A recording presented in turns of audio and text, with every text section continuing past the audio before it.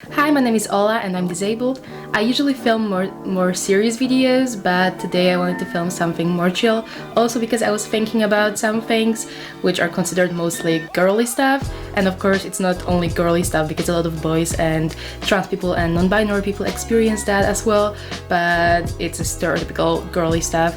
So I've been thinking about these things recently and I needed a place to leave my thoughts somewhere, and I thought that I'm gonna film a video in the kind of a conversation style, so please respond in the comments what are your opinions and what are your thoughts about it and your experiences and anything else. And like I said, it's mostly girly stuff that I'm gonna be talking about, but if you're a guy, trans or non-binary person, then please also leave comments below if you experienced some stuff that I mentioned.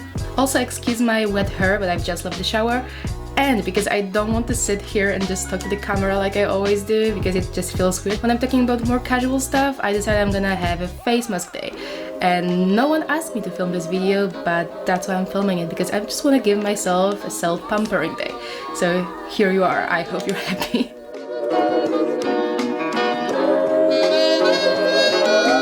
Okay, so first of all, while we're already on face mask subject, I just wanted to tell you that recently I've realized, because I always had problem with taking off my face masks, you know, not the peel-off ones, but the creamy ones that you put on your face. I always had the problem to just take them off with water because my hands don't work in a way where I can just wash my face properly. And a few years ago I realized that I can actually take them off in a shower. So if you have similar problems, if you have problems with your hands and you just can't wash your face properly, or if you can't take a face mask off or makeup or something like that, then I think it's a pro tip that you can actually take it off in the shower. And you can also wash your face in the shower and do anything else. I keep all of my face products in the shower so that I don't have to do it in the sink, because I just can't do that. I just have to have, you know, water falling down on my face because I can't do that with my hands.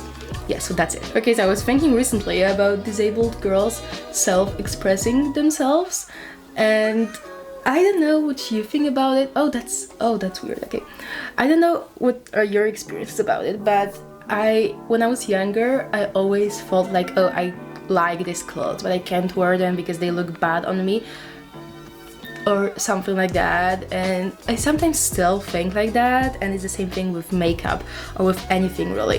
When I was younger, I also thought that because I'm disabled, I don't want to like bring attention to myself, because I just felt like I shouldn't be. Oh, that's so weird. Like, you can't see that, but it's like sparkling on my face right now. It's a weird feeling, but okay. So I always felt like I can't really express myself in a bit different way than normal way is. There's no normal way, but you know what I mean? Because I felt that I'm already different in some way, so I shouldn't be bringing more attention to myself. And I was just thinking, like, if it's still a thing, if disabled girls who are younger than me still think like they can't express themselves because of some reasons connected to their disability.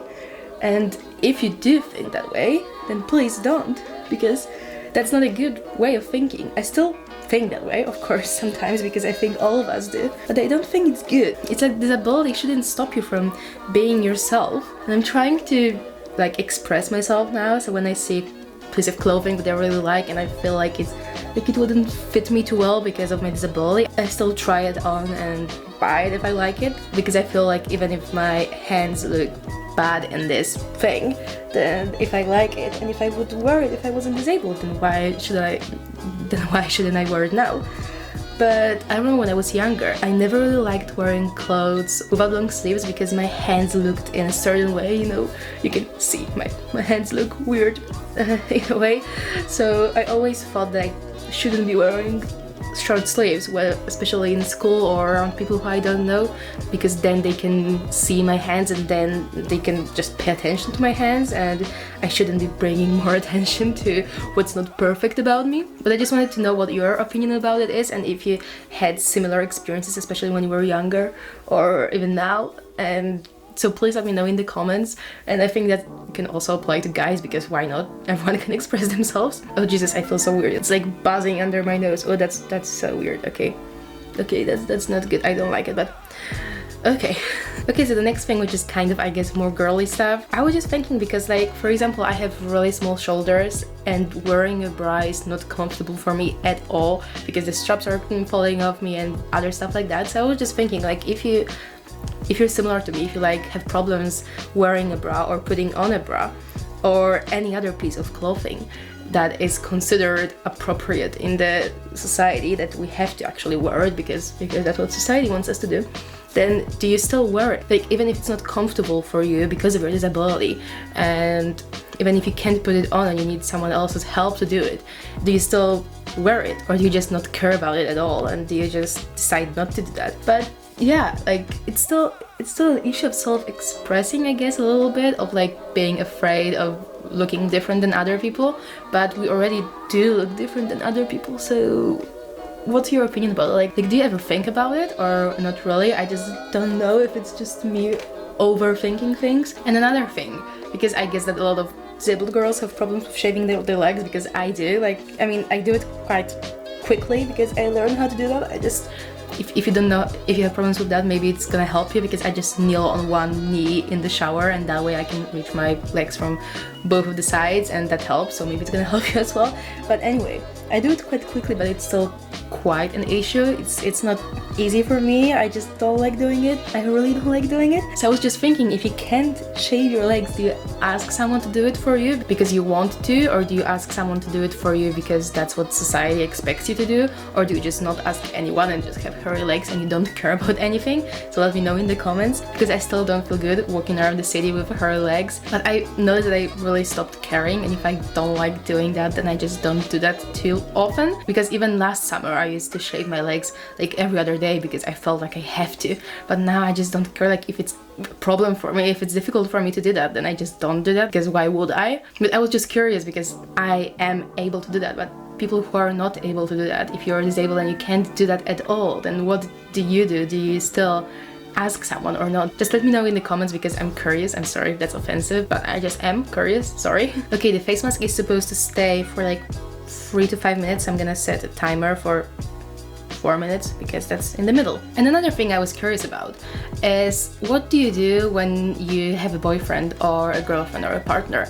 Like, do you ask them for help with different stuff? Like, when you're staying the whole day with them and you usually ask your parents or your carers for help, do you just ask your girlfriend or boyfriend for help? And I especially mean in like early relationships, like when you've just been dating for a month or 3 months or even a week or something like that. Do you trust your partners, and do you kind of want to make yourself vulnerable in front of them, or do you not like doing that? I can't remember any situation with my current boyfriend that I've asked him for help with something that was more personal, because he's always helping me with like in the kitchen or other things like that. But I remember with my ex-boyfriend, I had to ask him once to help me put a bra on, because I was putting a bra on a wet body after a shower. So it's difficult for me because my body is kind of sticky then, and I always ask my mom for that when I'm staying at home, like right now. But then I was with my ex-boyfriend and I had to ask him for help because I had to leave quickly, and I felt kind of bad because we were only dating for like 2 weeks or something then. I felt bad, but on the other hand, I didn't have anyone else to ask for help. And of course, if I was alone, then I would have to manage on my own, but then I would just be late and leave later because I wouldn't be able to do it on my own. So I asked him, because if he was already there, then he could help me, right? But I'm just wondering how you feel about that. Like, do you ask your partners for help, and when do you start doing that? Like, even if you're 1 day in a relationship or 1 year, like, when do you think is the appropriate time to start asking your partner for help? And I mean partner who like weren't your best friend for a few years or months before. I mean a partner who you've only maybe recently met, or who you weren't too close with before you started a relationship. Okay, my timer just went off because I was staring in front of myself rather than recording. So I'm gonna go back to the shower, just wash it off really quickly, and I'll be back with you in a second. Okay, I'm back from the shower, and excuse my wet t-shirt, sorry for that.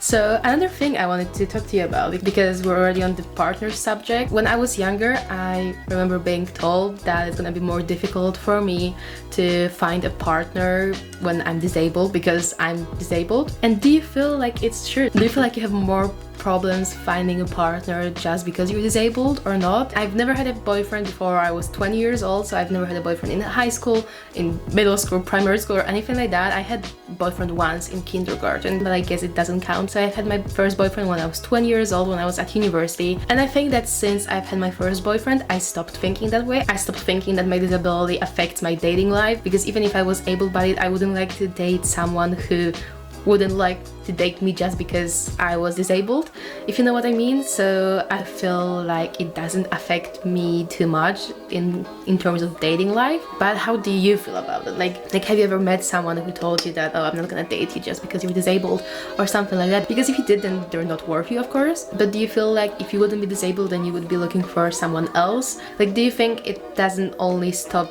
other people from falling in love with you or having a crush on you, but also stops you from seeing people who may have a crush on you or something like that? Because I'm not sure how it works exactly, but I used to feel like no one could ever have a crush on me because I'm disabled and because I look in a certain way. And I don't feel like that anymore, but I'm just wondering if other disabled people felt or feel like that as well, because of course it's a self-love problem, and no one should ever feel like no one can have a crush on them because they're disabled or because they're overweight or because they look in a certain way. But do you feel like disability is really impacting your dating life or not? And if you didn't, if you don't mind me asking, what's your disability, like how much your disability impacts other parts of your life? But because I understand that there is a lot of disabilities that affect your life so much that they can affect your dating life as well. Because even if someone is a great person, they may just not be able, or they may not be ready to help you with everything and take care of you.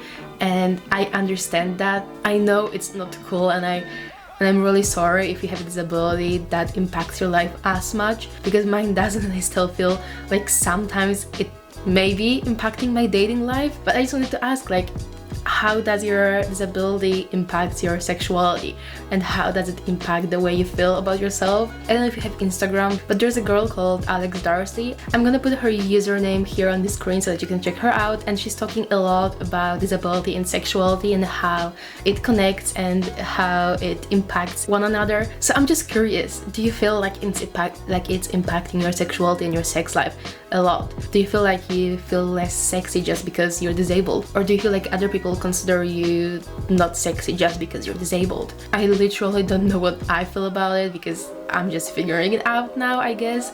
But I'm just curious about it, because if you check out Alex's Instagram, you can see that she's very confident about herself, about her disability, and about her sexuality. And I'm just wondering how many other disabled people who feel about themselves similar to Alex, who feel like they're super sexy, who feel like their disability even makes them more sexual than they would be if they weren't disabled.